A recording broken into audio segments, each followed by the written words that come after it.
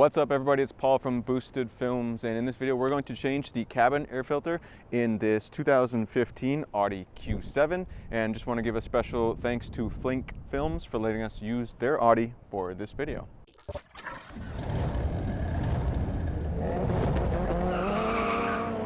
So before we do jump right into it, I just want to let you know that you will need a 5.5mm socket and a ratchet of some kind to remove the two bolts that hold a cover on. And the first step to this job is going to be opening up your passenger side door. Then you're going to go ahead and move your seat back just to give yourself a little extra room, because we're going to be working kind of in the footwell area here, and it'll just make it a little easier to have more room. So here we can see this panel here needs to be dropped down. There's a couple spots that you can kind of reach your finger in just to pull it out. It does just pull out pretty easily. So there's a spot in the middle and then on each side that you should be able to pull, and then these clips should just kind of pop free. Then this should slide down relatively easy. It's a little bit of a tight squeeze. We should be able to slide it down. It was tighter towards the back here, as you can see, so I brought it towards me to get it free. And then there is, of course, this plug-in for this light down here that we're going to need to unplug. It is a simple squeeze, pinch and squeeze, and then push to release.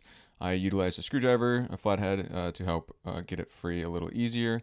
And just a little better shot here of showing you the part that you need, the portion that you need to squeeze for it to release. And then the screwdriver, using that I can show you even better. You got to bend or pinch that piece and then pull it out to get that wire free. So now we're going to remove that cover and get it out of our way, because we need to get our head down in there and take a look at where our cabin air filter is.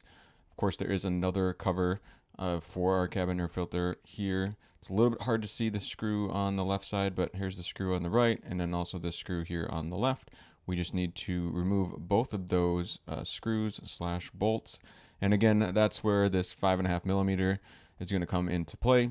So we're just going to use our ratchet and extension, and we're going to loosen up both of those screws. Once both those screws are removed, this should kind of hinge down a little bit. And then also you'll have to lift it up kind of off the hinging points. So there's 3 protruding parts on that cover, and then it should lift up and come off. And here you can see, note the airflow direction. This is the correct way. So that way this one was installed correctly, and we're going to reinstall our new one the same way, of course. So now it's as simple as really pulling out our old one. Utilize a screwdriver again if you need to get your hand up in there to get it free. And then also watch for this where you can see where it kind of catches right here. So you just got to squeeze it in a little bit to get it past this other dash trim piece, but it should squeeze past there pretty easily. So you can see this one had a little bit of buildup, so it's a good thing we're changing this one out. So we're going to pull out our old cabin air filter here. And of course now, if you watch any of my other videos, I always recommend comparing the old to the new before you go too much further. So here's a cabin air filter I bought, and this one, note the airflow direction on the side. We check it out real quick, and it does look about the same height, width, and depth, so we should be good to install. So here we go again, noting the airflow direction. We're going to point that more towards the front of the car in this case.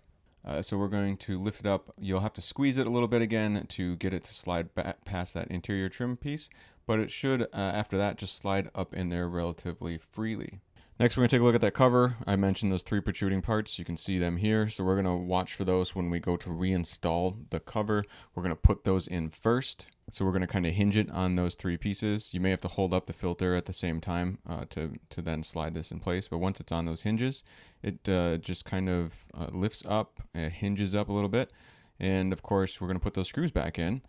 But I'm going to utilize one hand to hold it in place so it's lined up right, and then start that screw with my finger. Just screw it in finger tight, and then do that with the other side as well. Just get them both started before I tighten them up.